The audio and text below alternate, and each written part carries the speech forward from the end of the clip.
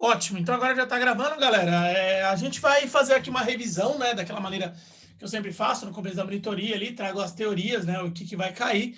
Qualquer tipo de pergunta vocês podem realizar aí que eu paro e explico para vocês.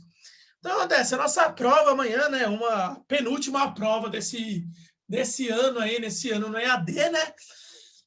Essa penúltima prova, ela vai tratar o quê, né? Ela vai estar começando ali na apostila, que é a apostila 5 de vocês, e aí ela abre com um tema, que é o tema de termodinâmica. Ótimo, ótimo, ótimo. Deixa eu deixar aqui, certo? Ah, tá. Uhum. Então, o que acontece? Olha lá, esse tema aqui que é o tema de termodinâmica, tá, gente? Então, acontece, esse tema aqui de termodinâmica é extremamente importante, tá? O que a gente vai estar tratando nele aqui? Primeira ideia que a gente já está tratando é uma ideia que está relacionada à conservação de energia. Essa conservação de energia, ela é expressa ali na termodinâmica, tá, gente? Por uma coisa chamada de primeira lei. É a primeira lei da termodinâmica. Deixa eu colocar ela aqui, ó. Essa primeira lei da termodinâmica, ela estabelece, deixa eu colocar aqui, primeira lei da termodinâmica. O que ela vai estabelecer para a gente, tá, gente? Ela vai estabelecer de maneira bem clara, tá? Que todo o calor que existe num sistema, então calor aqui, será dividido em duas parcelas. O calor é a letra Q, tá, gente? Ou ele será dividido em trabalho, letra T, e vai ser um T estilizado, tá? Depois eu faço ele para vocês. Ou ele vai ser dividido em energia interna, tá bom? A energia interna, nesse caso aqui, é o ΔU. Então, nesse caso, eu vou ter que desenhar já. Então, ó, deixa eu colocar para vocês. Essa energia interna, ela aparece aqui como ΔU. Então, deixa eu colocar isso aqui direto, tá? Então, ó, esse aqui é o ΔU. Então, se você quiser trazer de maneira mais simples, né? Vai ficar aqui Q é igual a T mais ΔU. Lembre-se que tudo isso que eu estou falando aqui são energias. Então, aqui eu tenho parcelas de energias, tá? Então, a unidade de medida dessa galera toda aqui, gente, tem que ser em joules. Porque, querendo ou não, eles só são apenas energia. Então, isso aqui vai ser marcado em joules. O que acontece? Dessas parcelas aqui, cada um é responsável por uma certa ideia, tá bom? O calor, tá? Ele vai significar ali a energia, que é a energia trocada. E ela geralmente pode ter duas parcelas. Ela pode ser o calor sensível, que a gente estudou, ou pode ser também calor latente, quando a gente tem troca de estado, tá bom? Então, que é a energia que está sendo trocada, tá? Caso a energia, o calor, esteja sendo colocado no sistema, ele é positivo. Caso ele esteja saindo, ele é negativo. Daqui a pouco eu faço uma tabela para poder mostrar isso, tá bom? Já sobre o trabalho, tá bom? O trabalho, ele vai ter uma fórmula lógica, tá? O trabalho numa transformação, ela vai ser igual à pressão daquele gás, certo? Pressão vezes a variação de volume, ou seja, o quanto de volume que o gás vai ter ali de mudança, tá? Então, a unidade de medida é essencial, então a pressão ela tem que ser em Pascal, enquanto a variação de volume, gente, tem que ser em metros cúbicos, tá bom? Eu tenho que manter isso aqui para poder conseguir realizar o trabalho. Gente, o que vai acontecer? Essa é a maneira com que eu calculo ele. Eu vou colocar algumas letras aqui. Então, aqui é o Tzinho do trabalho que eu falei para vocês. Trabalho é igual a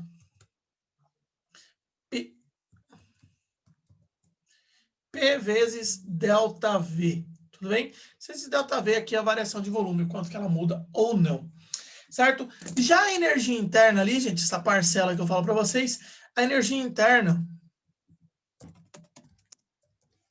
ela está ligada, tá, galera, ao aumento ou diminuição, tá bom? De temperatura, tá bom? Essa aqui é a energia que praticamente fica ali amarrada ao aumento ou diminuição de temperatura. Então, ele vai estar ligado a essa variação. Isso aqui vai ser a energia interna. Eu falei de cada uma das três ideias aqui presentes. Mas agora eu tenho que classificar a existência dessas três nas transformações. Então, acontece, primeira transformação que eu vou trazer para vocês aqui é uma transformação, que ela é a transformação isotérmica. Gente, pelo nome, tá? Isotérmica significa temperatura constante. E como a temperatura é constante, gente, não tem energia interna, tá? Então, ó, já posso colocar aqui direto, ó. Com temperatura constante, não tem energia interna. Isso é importante. Então, quer dizer que naquela fórmula ali, a energia interna é igual a zero. Toda vez que apareceu energia, apareceu isotérmica, a energia interna é igual a zero. Logo de cara, a gente tem que trazer isso. A isobárica, tá? A isobárica, ela vai ter ali a pressão dela, que é constante. E o que acontece? Você tem todas as componentes, não tem ninguém que desaparece. Na isobárica, você tem tanto pressão, você vai ter tanto trabalho quanto energia interna. Então, não vai mudar na isobárica, tá bom? A próxima, extremamente importante, é a isovolumétrica, que também pode ser dita ali como isométrica, tá? Ou isocórica, são nomes possíveis para ela. Nela, o que acontece, gente? O volume é constante. O volume constante. E isso significa que não tem trabalho.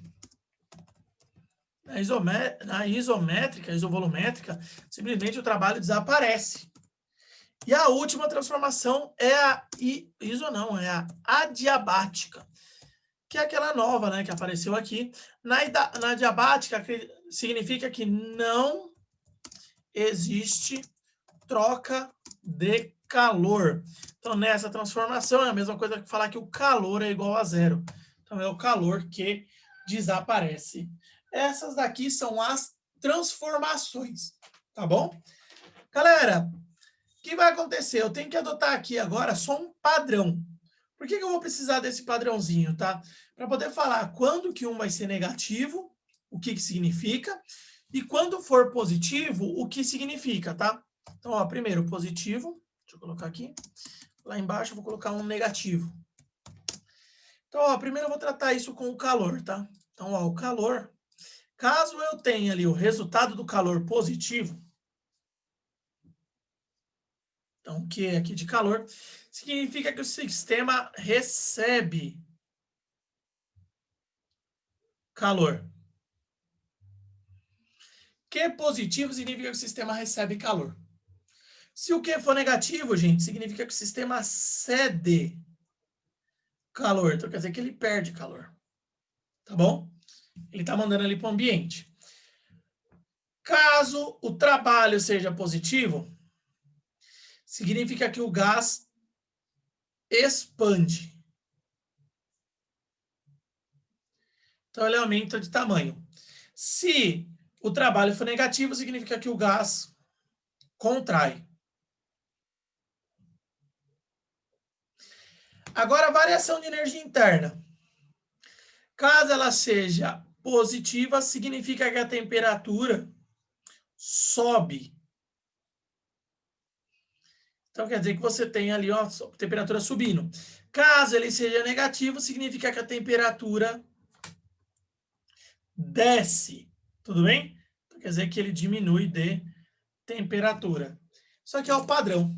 É o que tem que aparecer ali para cada uma dessas fórmulas e a maneira com que ela vai ser trabalhada. Tudo bem? Galera, nessa parte aqui da primeira lei da termodinâmica, surgiu alguma dúvida? Por enquanto está de boa? Tá sossegado? Tá? Então, acontece, ali tem uma partezinha que fala da isotérmica, da isobárica, aí já tinha visto, só que agora ele acrescenta essa equação, tá? Se vocês falarem, eu preciso de uma equação que eu vou usar nessa parte, essa daqui, ó. Essa equação é a equação principal até o momento. Tá bom? Vou passar a página, tá? Não precisa se preocupar, não, caso tenha algum problema aí. Eu sei que vocês têm tempo para anotar. Dá para passar? Pode passar, gente? Tá de boa? Mas qualquer coisa eu também salvei, tá? Depois vocês me perdem, eu vou colocar direto. Boa? Então, deixa eu colocar lá. Ótimo, ótimo, ótimo. Gente, agora eu coloco aqui, ó. Certo? Aí, o que acontece? Agora, eu só vou tratar a segunda lei da termodinâmica.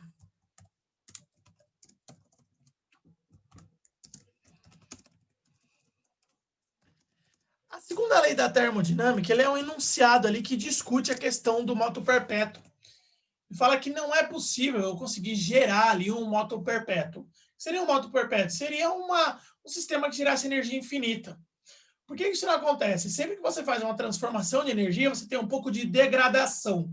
que é essa degradação? É uma parte de energia que você é perdida. Isso ele está aqui relacionado a uma coisa chamada de entropia. E o que acontece, né? A entropia ela estabelece que um sistema organizado, com o passar do tempo,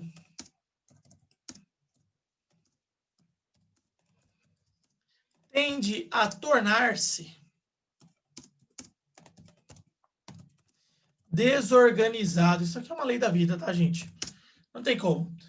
Sempre o sistema ele vai ter essa tendência aí, que caso ele esteja organizado, conforme você deixa o tempo passar e você não coloca energia dentro dele para ele manter o seu estado, ele vai se desorganizar, ele vai sim perder a sua organização. Isso aqui é uma lei relacionada, o nome disso é entropia.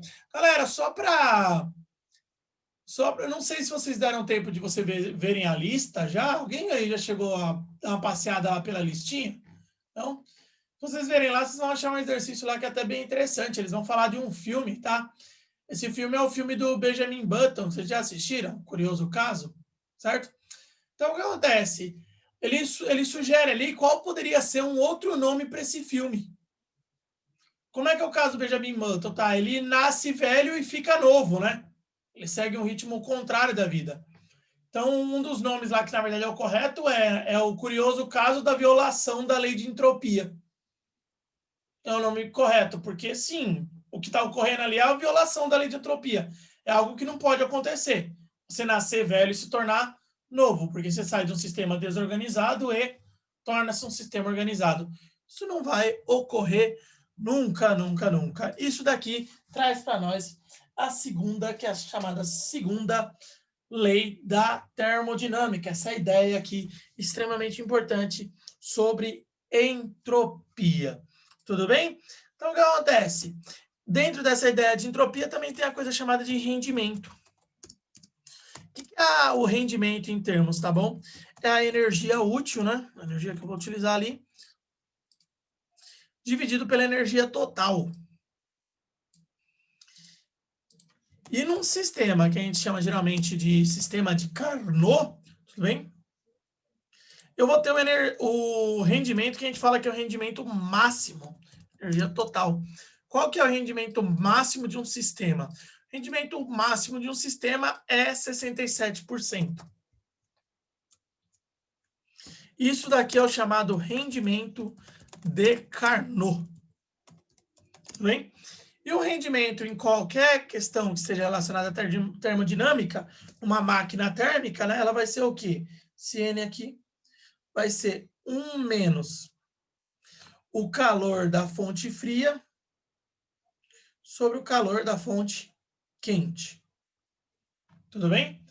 Calor da fonte fria para o calor da fonte quente. Se for num sistema que é o sistema de Carnot, então o rendimento que a gente fala que é o rendimento de Carnot, rendimento máximo, a gente pode trocar esses calores por temperaturas. Então vai ser 1 sobre a temperatura da fonte fria sobre a temperatura da fonte quente, tudo bem?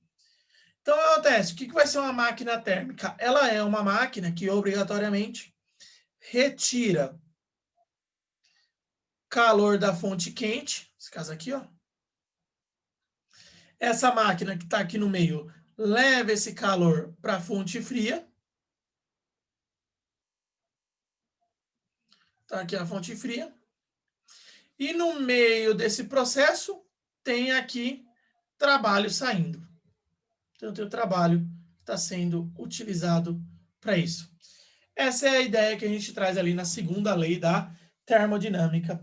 Galera, vocês conseguiram entender essa parte aqui que eu trouxe para vocês? Boa, boa. Certo? Então, o que acontece, gente? Eu trouxe aqui essa questão relacionada à segunda lei da termodinâmica e aí morre. A parte de termodinâmica vai embora, tá bom? Vai de base ali, fica bem sossegado. A segunda parte que vem agora para vocês é a parte de potências. Tudo bem? Então, vou passar a página. Posso passar, gente? Um pouquinho aqui. Então, olha, a segunda parte é a parte que a gente fala que é a parte de potências.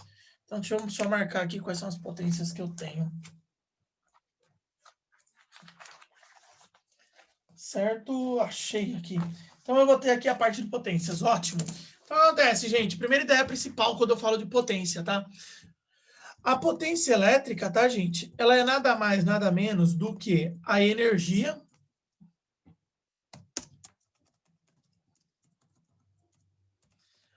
que eu tenho dividido pelo tempo. Energia pelo tempo sempre vai ser a medida de potência. O que acontece? É padrão nosso, né, utilizar ali, devido ao sistema internacional, a unidade de energia em joules. Enquanto a unidade de tempo ela é medida em segundos. Sempre que eu tenho 1 joule por 1 segundo, eu vou ter uma medida que é o famoso watt. Então, qual que vai ser a unidade de medida da potência? A potência ela sempre vai ser medida em watt, tudo bem? Essa é a ideia principal ali quando eu falo o significado de potência. Ela é teoricamente, tá? Eu coloco muito entre aspas isso. A energia gasta em certo tempo. Eu coloco muito entre aspas isso porque você não gasta energia, você transforma, tá? Você está transformando essa energia ali em determinado tempo. Só que acontece, essa fórmula de potência é a que embasa aqui o nosso consumo elétrico. É a maneira com que a Enel fazendo o seu serviço. Ah, eu estou sendo gravado. Mas tá bom. A Enel fazendo esse serviço horrível dela, tudo bem? Acaba cobrando da gente. Então, consumo elétrico. Tá bom? Então, o que acontece, tá, gente? O que eu vou alterar aqui? Eu só vou trazer a energia para cá. Então, vai ficar a energia é igual a potência vezes o tempo de funcionamento do seu aparelho. Para entrar dentro dos padrões que nós utilizamos, tá? Nós temos que dividir a potência por 1000. Então, você divide a potência por 1000, certo? E esse tempo, você precisa colocar ele obrigatoriamente em horas. Então, você coloca ele em horas. Por que a gente faz isso, tá, gente? A gente faz isso porque aí a gente sai com a unidade de medida, que é o quilowatt-hora. E nós somos cobrados pelos quilowatt-horas que nós consumimos. Uma coisa que eu chamo a atenção aqui nos exercícios é quando apareceu o nome mensal, tá, gente? Se aparecer mensal, significa que você vai ter que fazer isso por 30 dias, tá? Então, o que você faz? Você tem que calcular lá, pegar a potência do aparelho, fazer a multiplicação do tempo que ele fica ligado em horas e dividir por 1000. Depois você vai multiplicar isso por 30 e aí vai transformar em dinheiro segundo o padrão de conversão, que ele vai falar o preço do quilowatt-hora. Galera, até o momento vocês conseguiram pegar aqui? Sim, sim. Sei que esse exercício eu bati demais, né? Eu falei desse exercício no 9º ano, falei desse exercício no 1º ano, falei no 2º ano também. Vou falar seis vezes no 3º, tá bom? Porque todo ano cai. Eu sei disso. Tá? O 3º tem a revisão da revisão e a revisão da revisão da revisão. Então, vai ter tempo, tá? Pode ficar cegado que vocês vão ouvir muito eu falar isso ainda, certo? Galera, aqui eu trouxe para vocês as potências de maneira mais geral. Quando eu preciso analisar isso em características elétricas, eu vou ter aqui a potência elétrica sendo medida. O que acontece? Como é que eu posso calcular a potência elétrica, tá? Ela vai ser a tensão que tem no circuito vezes a corrente, tá bom? Então, isso a gente pode colocar ali como o π, né? P igual a U vezes I. Então, deixa eu colocar aqui. P igual a U de tensão vezes o I, tá bom? Cuidado com a unidade de medida, tá bom? Tensão. Opa. A tensão obrigatoriamente tem que ser em volts, enquanto a corrente tem que ser em ampere, para você conseguir gerar ali uma potência em watts. Gente, isso aqui também é chamado, tá? De potência total. Porque acontece? É a potência que você tem no circuito todo, tá? Então, isso aqui você pode chamar de potência total. Então, é a potência que aparece no circuito inteiro. A gente pode trazer também uma característica que todo tipo de sistema tem, que é o famoso efeito Joule. Efeito Joule, tecnicamente, tá, gente? É a conversão de energia elétrica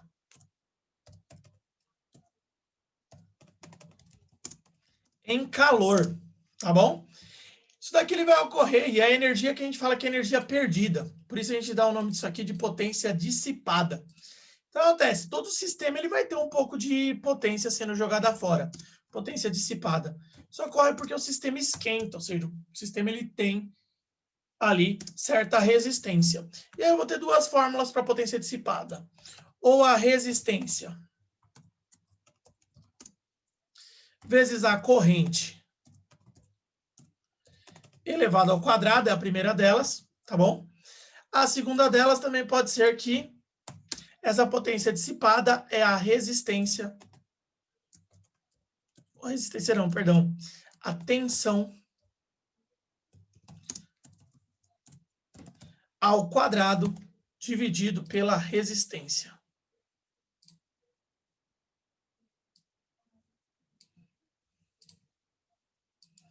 Pela resistência. Gente, são duas fórmulas diferentes, tá? Eu só estou colocando elas aqui, eu só estou colocando elas dentro de uma mesma linha, tá? Se vocês forem colocar só em termos de letras, vão aparecer duas fórmulas diferentes. Eu vou colocar aqui, certo? As fórmulas são essas, tá? Potência dissipada, PD, é igual a R vezes I quadrado.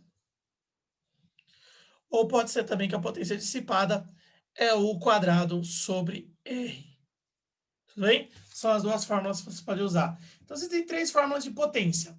Uma que você usa quando você quer saber a potência total, e duas que você usa quando você quer saber uma potência que ela foi perdida, uma potência dissipada.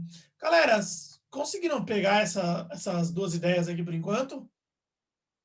Tem alguma dúvida específica? Não? De buenas? Se tiver, vocês podem falar, tá? Então, gente, eu vou jogar aqui para a próxima, tá? Então, eu vou jogar para a próxima página. Se você esperar, tá bom? Vai estar falando se quer a total ou dissipada? Vai estar falando, Laura. Você vai falar qual que é a potência total do sistema, ou qual que é a potência dissipada pelo resistor tal, entendeu? Então, ele vai falar disso daí. Então, ele tem que informar, ele acaba informando ali no exercício, não tem como fugir mesmo, não. Ô, Rogério, calma aí. Aí são duas fórmulas? Aí são duas fórmulas diferentes? Sim, são duas diferentes. Ó, aqui, ó, do jeito que eu escrevi, essa daqui é a de cima e essa daqui é a de baixo. Tá vendo? Aham. Uma é R vezes I ao quadrado. A mesma coisa, só que com valores diferentes. Sim, elas calculam a mesma coisa, mas uma usa a corrente e a outra usa a tensão. E aí depende do que você tem no enunciado. Tá bom? Tá bom.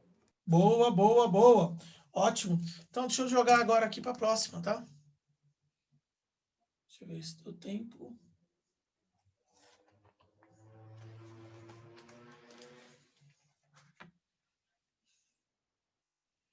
Então, deixa eu jogar aqui, tá? O que falta só eu falar essa potência ligada em certos aparelhos, certo? Então, agora são as potências ali, só para deixar claro em certos aparelhos, tá? São as potências em geradores e receptores. Tudo bem? Então, o que acontece? Primeiro, né, vamos lá diferenciar eles, né? O gerador, ele transforma energia não elétrica em elétrica e o receptor faz o contrário. Energia elétrica em energia não elétrica. E aí, o que vai rolar, tá bom? Essas potências em geradores e em receptores. Eu vou ter que pegar eles aqui, que para cada um eu vou ter que fazer uma alteração ali de como é que eu uso. Vou colocar aqui embaixo gerador e aqui receptor. Então, o que eu vou ter que colocar, tá? Aqui vai ter a potência, que é a potência total. Deixa eu colocar aqui, ó. Potência total, como é que ela vai ser calculada? Aqui vai ser a potência útil. E aqui a potência dissipada.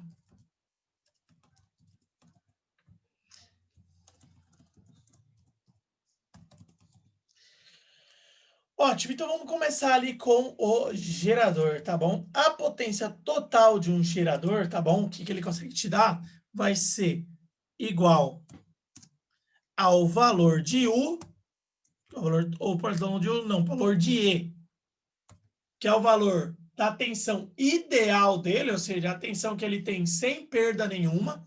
Aquela lá no gráfico era aquele valor da minha equação do gerador. Deixa eu colocar aí para vocês lembrarem. A equação do gerador ela é a seguinte, ó.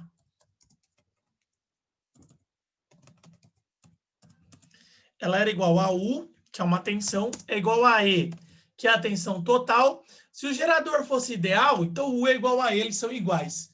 Como o gerador ele tem uma perda de energia dentro dele, vai ficar menos R vezes I. Tá bom? Então, para calcular a potência total, eu uso o E, que é o valor sem perda. Então, vai ficar E vezes I. A útil é o que efetivamente sai. Então, ela vai ser igual a U, que é a tensão, vezes I. Ou seja, depois que você aplicou a equação, você vai descobrir o valor de U. E a dissipada é sempre a mesma. A potência dissipada ela é igual a R vezes I ao quadrado. Tá bom? E aí, isso eu vou usar a equação do gerador. Já no receptor, o receptor ele tem o comportamento ao contrário. Então, deixa eu colocar aqui, ó. Quando eu até mostro aqui a equação do receptor, o que vai rolar no receptor, tá? No receptor, eu vou ter que U é igual a E mais R vezes I.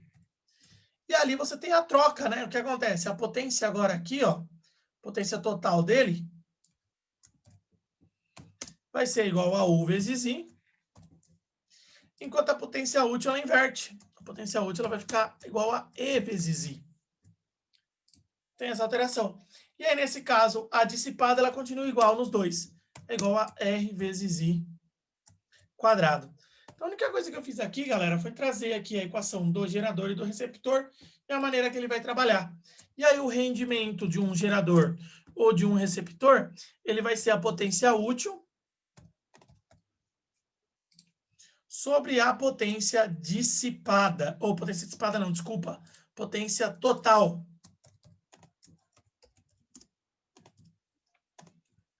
Total. Essa é a maneira que você calcula o rendimento. No final, tá? A potência total, ela é a soma das duas parcelas, tá? No final, a potência total por conservação de energia é a potência útil vezes a potência, ou vezes não mais, a potência dissipada. Isso aqui é o que a gente vai chamar de potência total, tá? Então, aqui estão as fórmulas e a maneira que eu vou trabalhar com geradores e receptores, tá bom, gente? Só isso aqui vai ter nessa parte de geradores e receptores. Não tem muitos exercícios cobrando esse tema, então vocês podem até ficar um pouquinho mais de boa em relação a isso. Se não me engano, acho que na prova eu devo ter colocado um exercício. E na lista deve ter 3. Tudo bem? Galera, essa parte aqui vocês conseguiram pegar? Tá de boas? Posso seguir? Tá? E agora vem a última parte, que é a última parte de elétrica. A última parte de elétrica, ela vai tratar o quê? Ela vai tratar ali um capacitor. Então, ele fala para vocês dos capacitores. Gente, o que vai ser um capacitor? Só para trazer direto. Ele é um dispositivo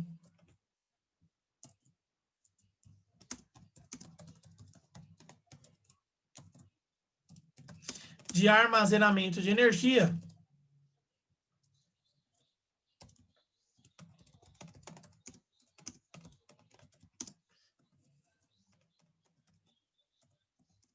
que libera a energia de uma vez só.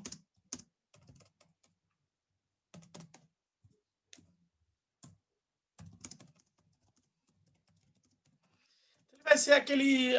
A gente vai usar ele para guardar a energia durante um tempo e aí liberar ele de uma vez só em uma pancada só.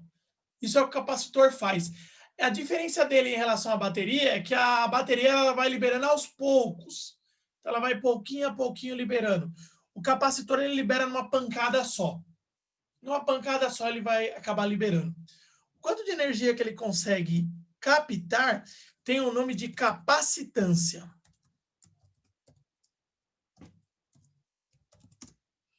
Capacitância. Onde que usa um capacitor, Rogério? Capacitor, eu tinha dado exemplo na aula que o capacitor geralmente a galera usa em flash. Sabe o flash? Você lembra que eu falei do flash, que era um aparelho das máquinas antigas? que acontece? Ele liberava uma luz do nada para você bater a foto, era uma puta luz bem forte. Ali usa um capacitor. O flash também do celular de vocês, só que agora hoje muito menor, né? Quando você ativa a câmera e você vai bater uma foto, ele dá aquele flash, também é um capacitorzinho que tem ali. Ele libera a energia de uma vez só. Tum, e vai embora. Luz de balada também usam capacitores. Essas coisas aí acabam utilizando. Conseguiu pegar aí? Quem foi? Eu acho que foi a Mariana que perguntou, foi a Emily. Eu não vou ver, tá de cabeça. Tá. Conseguiu pegar ali? Então, ótimo, ótimo, ótimo. Então, olha, galera, o capacitor, e ele é usado também dentro de circuitos elétricos mais complicados, que nem o computador, ele tem vários e vários capacitores ali, que também vão sendo usados, tá bom? Pouco a pouco. Então, podem ficar cegados que sim, tem utilidade, por isso vale a pena a gente aprender ele, certo? Então, ó, ficou faltando falar da capacitância. A capacitância, ela é a relação entre a carga que o capacitor guarda, a carga, dividido pela tensão que ele está sujeito. Então, capacitância é carga sobre tensão. Lembrando, tá? A carga ela tem que ser medida ali numa letra que é o volts, enquanto a tensão ela é medida em... troquei, desculpa. A tensão é em volts,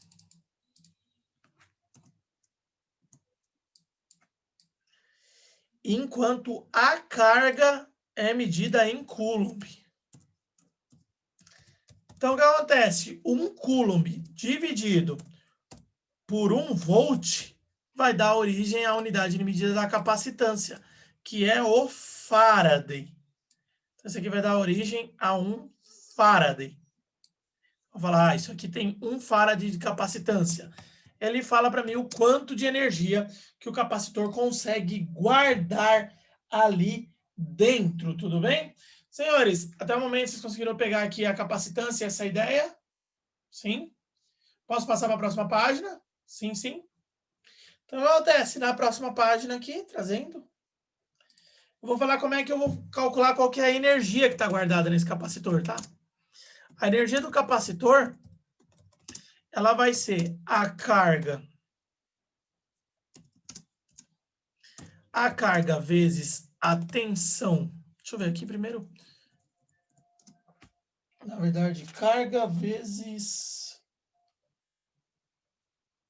é a carga dele que vezes a tensão, acho que é isso mesmo. Isso mesmo. Carga vezes tensão dividido por 2. Essa aqui é a primeira fórmula de energia. Quando é que você vai usar ela? Você vai usar quando você tem a carga e a tensão. Então, tem o valor da carga e o valor da tensão. Então, você consegue calcular. Você pode usar uma segunda fórmula, que nesse caso vai depender da capacitância. Caso eu tenha a capacitância e a tensão, eu vou colocar aqui a capacitância vezes a tensão ao quadrado, dividido por 2, também é uma maneira de eu calcular a energia. E a última fórmula que eu posso utilizar para calcular a energia vai ser a capacitância. A capacitância não, a carga dividida por 2 vezes a capacitância. São 3 fórmulas diferentes, tá bom, galera? Essas 3 fórmulas, vocês podem calcular a energia. Vocês perceberam ali que eu vou usar conforme o que eu tenho, né? Deu para notar essa parada aí? Caso eu tenha a carga e a tensão, vou usar de cima. Caso eu tenha a capacitância e a tensão, é de baixo. E caso eu tenha a carga e a capacitância, eu uso a última, tá bom? Então, vai depender ali de cada uma das fórmulas. Tudo bem? E aí, o que acontece? Ali eu tenho essa relação do capacitor. O que acontece? Dentro do circuito, eu tenho aquela ideia ainda que o capacitor, né, vai ter vários e vários deles. Por isso, eu vou ter que usar uma ideia ali chamada de capacitância equivalente. E é aquela hora que eu falei para vocês lá, lembro que em aula eu falei várias e várias vezes, que aqui você tem que tomar cuidado, porque ele é exatamente o contrário do que acontece no circuito de resistores séries e paralelos. Tá bom? Se eles tiverem série, o que vai acontecer na série, tá bom? A maneira com que eu vou calcular as capacitâncias vai seguir aquelas fórmulas, né, que eu usava lá nas resistências, só que agora da seguinte maneira, vai ficar aqui a capacitância equivalente é igual a C1 vezes C2 dividido por C1 mais C2, caso eu esteja com duplas. Caso eu tenha todos iguais, capacitância equivalente vai ser igual a C dividido por N. E caso eu tenha muitos capacitores, eu queira saber ele, eu posso usar a fórmula normal. 1 sobre a capacitância equivalente é igual a 1 sobre C1 mais 1 sobre C2. Isso para o circuito série, então eu estou chamando a atenção, tá?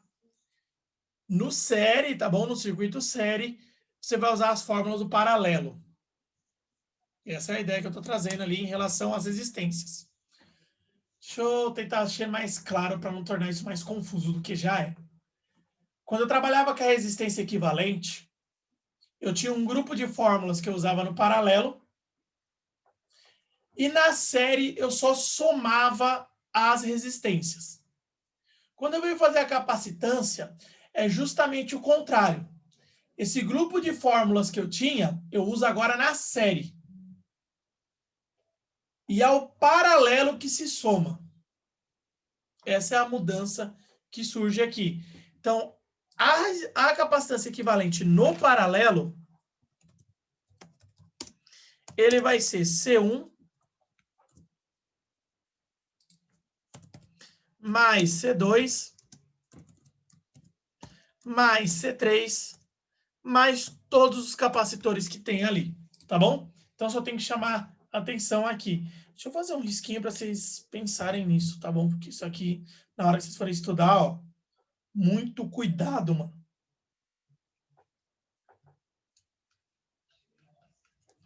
Aqui é muito cuidado, tá? Para não gerar confusão na hora que vocês forem relembrar esse termo, na hora que vocês forem estudar. Tudo bem? Certo? Galera, deu para pegar ali as ideias ali relacionadas aos capacitores? Sim? Sim, pegou ali. Tecnicamente, essa daqui é a última matéria sobre eletricidade que vocês vão ver, tá? O que vai vir agora é o que eu trabalhei na aula de hoje. Vou colocar para vocês ali que são os fenômenos ópticos em si, o espectro eletromagnético, tá? Então, deixa eu passar aqui. Pode passar, galera, a página? Tá? Rogério, você pode voltar na fala antes, por favor? Sim, na antes. Essa daqui? Boa, boa. Certinho? Rogério, depois você vai mandar essas telas lá no grupo, né? Sim, sim. Pretendo sim. Mais rápido possível, impossível. Tá bom? Mas eu já mando lá, já subo telas e subo em conjunto a aula, tá? E aí o que acontece? Agora vem a parte que é a parte do espectro, tá? Do espectro eletromagnético. Então o que acontece? Sendo bem focado ali no espectro eletromagnético, o que vai rolar, tá? O espectro eletromagnético, ele fala sobre o formato da luz sendo uma onda, tá bom? Então uma onda, ela é uma perturbação, que ela propaga-se, certo? O que acontece? A luz, a gente já pode jogar logo de cara que ela é uma onda, e é uma onda eletromagnética. Sendo uma onda eletromagnética, ela propaga-se no vácuo.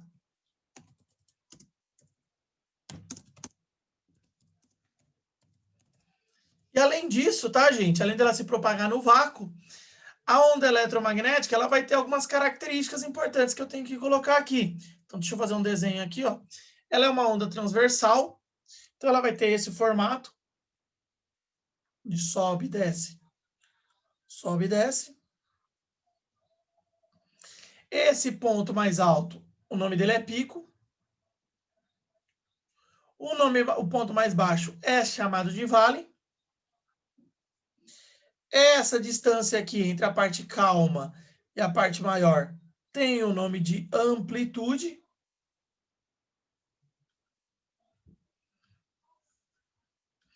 E a principal medida aqui de uma onda é essa distância, tá? Entre dois picos ou entre dois vales. isso tem o nome de lambda. E esse lambda é o chamado comprimento de onda. Essa é a principal medida que vai existir ali em uma onda. Isso aqui é o comprimento de onda, tudo bem? Uma segunda medida que também é muito importante numa onda é a chamada frequência. Então, a frequência, gente, é o número de oscilações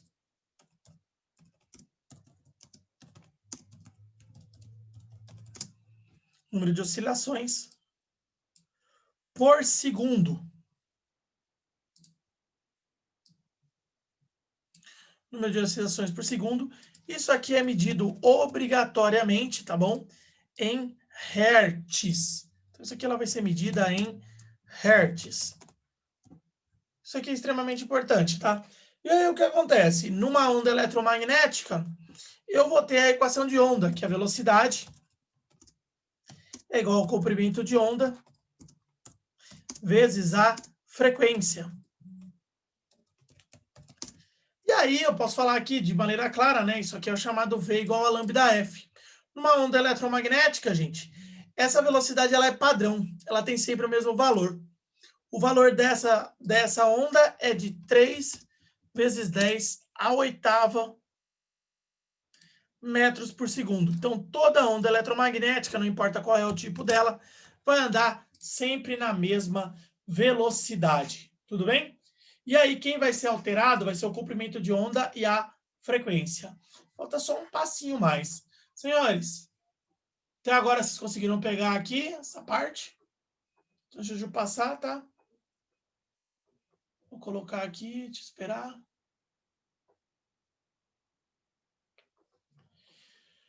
E aí o último passinho, né? O último passinho que eu tenho é aquela divisão de espectro eletromagnético, entender como é que ele funciona, tá? Então, o que acontece? Aqui, ó, no espectro eletromagnético, eu vou ter essa parte essencial, que alguém a gente fala que é o que é visível pra gente. Então, o que é visível pra gente é o VAVAV. V-A-A-V. A-A-V. São as cores ali, começando do vermelho e chegando até o violeta. Então, é vermelho, alaranjado, amarelo, verde, azul, anil e violeta. São todas as cores do arco-íris. Isso para a gente é visível. É claro que você vai ter outros tipos de cores aqui, outras cores que eu posso falar, porque são diferentes frequências, que não são visíveis. Exemplo, aquelas que são mais energéticas, o ultravioleta é mais energético. Tem o raio-x, que é cancerígeno já. E tem os raios gama ou alfa, deixa eu colocar na ordem, alfa, beta e gama. Tá aqui o que é aquele que é mais cancerígeno, é aquele que vai causar mais problema, é o gama, tá, gente? Só na Marvel tá aqui que caso você seja bombardeado por raios gamas, você se torna o Hulk. Em outro lugar, você vai se tornar um defunto, tá? Só para lembrar, na realidade. E aí, o que acontece, tá? Aqui atrás eu tenho os raios, que são os raios infravermelhos, ou seja, são de menor energia, mas de maior comprimento de onda. Você tem aqui ondas de rádio. Você tem aqui também ondas de televisão. E você tem também todo aquele grupo de casa, né, que a gente usa aqui. Wi-Fi, o Bluetooth. Mano, eu não sei se é assim que escreve Bluetooth, porque eu esqueci. Bluetooth. E também as telecomunicações, né? 4G, 5G, entre outras. Galera, o que vai acontecer, tá? A ordem de crescimento. Olha, a ordem de crescimento é a seguinte. Começando daqui, do Wi-Fi, e indo lá para os raios, que são os raios alfa, beta e gama, a frequência cresce.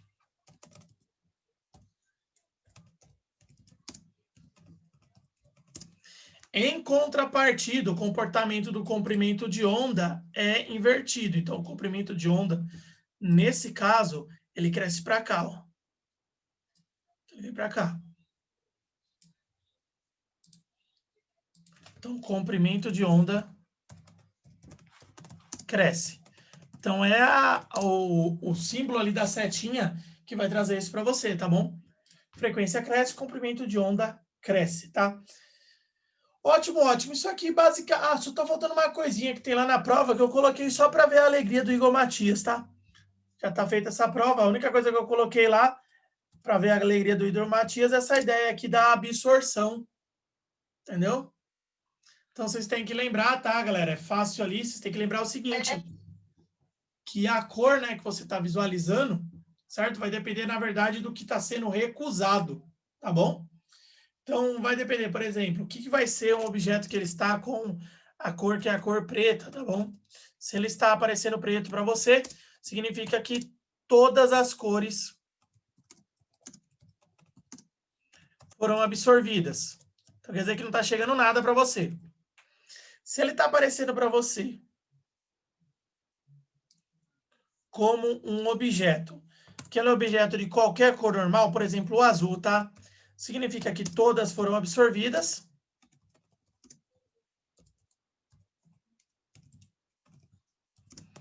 E o azul foi devolvido.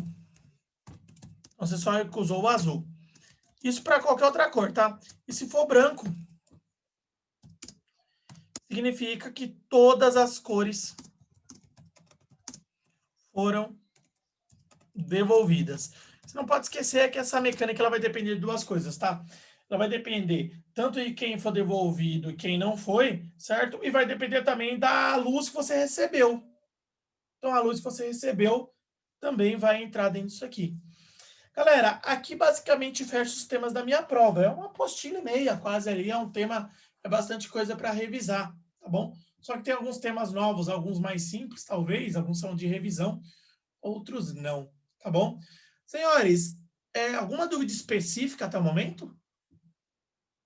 De boa? Vocês preferem que eu pegue aqui, deixa eu tirar, eu vou tirar a gravação, finalizei a parte da gravação.